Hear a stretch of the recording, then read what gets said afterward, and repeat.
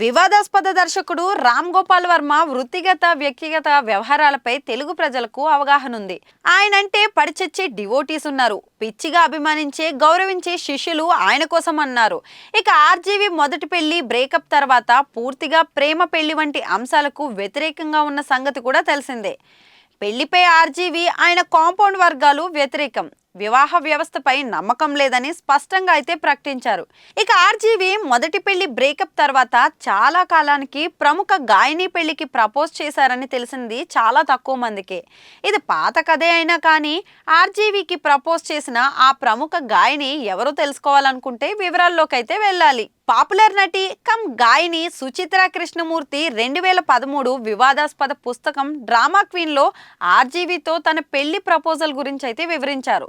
సుచిత్ర ఒకసారి రామ్ గోపాల్ వర్మ ఆఫీసులో ఆయనకు చాలా సరదాగా ప్రపోజ్ చేశానని, అయితే అతడు కంగారు పడ్డారని తెలిపారు. ఒకసారి ఆఫీసులో కలిసినప్పుడు పెళ్లి గురించి ప్రస్తావించానని సుచిత్ర పుస్తకంలో అయితే రాశారు. సుచిత్ర, నువ్వు నన్ను తప్పుగా అర్థం చేసుకున్నావని అంటున్నాను. మేము అసలు ఎప్పుడూ ఒకేలా ఉండము. నాకు వివాహ వ్యవస్థపై అస్సలు నమ్మకం లేదు.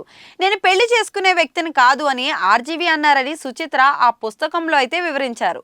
సుచిత్ర కృష్ణమూర్తి తన పుస్తకంలో రాసినది నిజమేనని ఆ తర్వాత టైమ్స్ ఆఫ్ ఇండియా ఇంటర్వ్యూలో అయితే ధృవీకరించారు.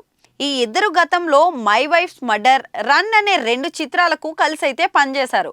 ఆర్జీవితో జోక్ చేసేంత మంచి స్నేహం ఉంది.